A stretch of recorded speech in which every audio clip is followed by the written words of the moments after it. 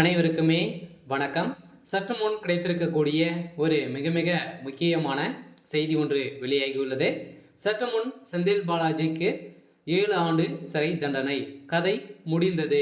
இது மாதிரி பார்த்தீங்கன்னா செய்திகள் வெளியாக இருக்குது. செந்தில் பாலாஜி அவர்கள் பார்த்தீங்கன்னா ஏற்கனவே ஊழல் வழக்கில் நிறைய வழக்கு மீது இவர் மீது மீண்டும் மீண்டும் செய்திருக்கக்கூடிய நிலையில் இவர் மீண்டும் ஜாமீன் வழக்கில் தான் இருக்கார் இல்லையா. இவருடைய வழக்கை ஜாமீன் ரத்து செய்யணும் அப்படின்ற அமலாக்கத்துறை சைட்லேருந்து பார்த்தீங்கன்னா மனு ஒன்று கொடுத்துருக்காங்க. இந்த மனுவின் அடிப்படையில் தான் இப்போ செந்தில் பாலாஜியுடைய வழக்கு வருகின்ற மார்ச் 4ஆம் தேதி நாளை பார்த்தீங்கன்னா விசாரணைக்கு எடுத்துக்கொள்ள போகிறாங்க. பார்த்தீங்கன்னா இதில் இறுதி கட்டமாக செந்தில் பாலாஜியுடைய கதை ஒட்டுமொத்தமாக முடிய போகுது. பார்த்தீங்கன்னா அவருடைய ஜாமீனும் ரத்து செய்ய போகிறாங்க. கூடிய விரைவில் அவர் சிறையில் அடைக்க போகிறாங்க அப்படின்ற மாதிரி தான் இப்போ தகவல் வெளியாக இருக்குது. இவருக்கு 7 ஆண்டு சிறை தண்டனை விதிக்க போவதாக தகவல் வெளியாக இருக்குது. இதை பற்றி இந்த வீடியோவில் நம்ம முழுமையாக பார்க்கலாம். அதுக்கு முன்னாடி நம்ம சேனலுக்கு இப்போ தான் நீங்கள் முதல் முறையாக வந்திருக்கீங்க அப்படின்னா மறக்காமல் நம்மளுடைய சேனலை சப்ஸ்கிரைப் பண்ணி சப்போர்ட் பண்ணுங்கள். வாங்க வீடியோக்குள்ளே போகலாம்.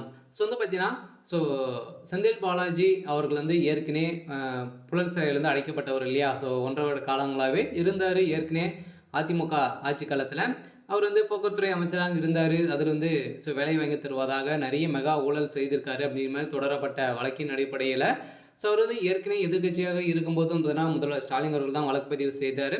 அப்போ ஊழல்வாதியாக தெரிந்திருந்தார். இப்போ திமுக இணைந்து அவர் ஒரு தியாகியாக ஸ்டாலின் அவர்கள் பேசிய சம்பவத்தின் அடிப்படையில் தான் நீதிமன்றம் இவருடைய வழக்கில் பார்த்தீங்கன்னா இவருடைய ஜாமீன் வழக்கை ரத்து செய்ய போகிறதாக தகவல் வெளியாக இருக்குது. உச்சநீதிமன்றம் மீண்டும் பார்த்தீங்கன்னா ஒரு விசாரணைக்கு எடுத்துக்கொள்ள போகிறாங்க.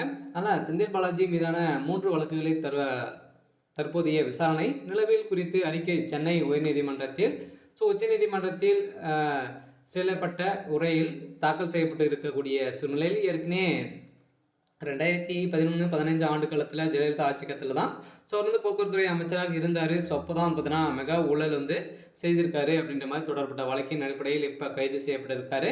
மீண்டும் திமுக இணைந்து 40,000 கோடி மெகா ஊழல் மின்சாரத்துறையில் செஞ்சிருக்காரு, மதுவிலக்குத்துறையிலும் செஞ்சிருக்காரு அப்படின்ற மாதிரி இப்போ தகுந்த ஆதாரத்தோடு சிக்கியிருக்கக்கூடிய நிலையில் தான் முதல்வர் ஸ்டாலினுடைய கதையும் முழுக போகுது. இந்த நிலையில் தான் முதல்வர் ஸ்டாலினுடைய தலையில் மீண்டும் மீண்டும் ஒரு மிகப்பெரிய செய்தியாக விழுந்திருக்கு. நாளை இவருடைய விசாரணைக்கு வரப்போகுது. இந்த விசாரணையின் அடிப்படையில் தான் செந்தில் பாலாஜியுடைய கதை முடிய போகுது. ஒரு சிறைக்கு செல்லத்துக்கான அனைத்து ஏற்பாடுகளும் நடந்துட்டு இருக்கு அப்படின்ற மாதிரி தான் செய்தி வெளியாக திமுக தலைமையகத்துக்கு பெரும் அதிர்ச்சியை சலிச்சிருக்கு. இருந்தாலுமே திமுக சார்ந்த அமைச்சர்கள் தொடர்ந்து சிறைக்கு செல்வார்கள் அப்படின்ற மாதிரி தான் அண்ணாமலை அவர்கள் எச்சரிக்கை விடுத்திருக்காரு. யார் யார் செல்ல போகிறாங்க அப்படின்றத தொடர்ந்து நம்ம பார்க்கலாம். சரி, ஓகே.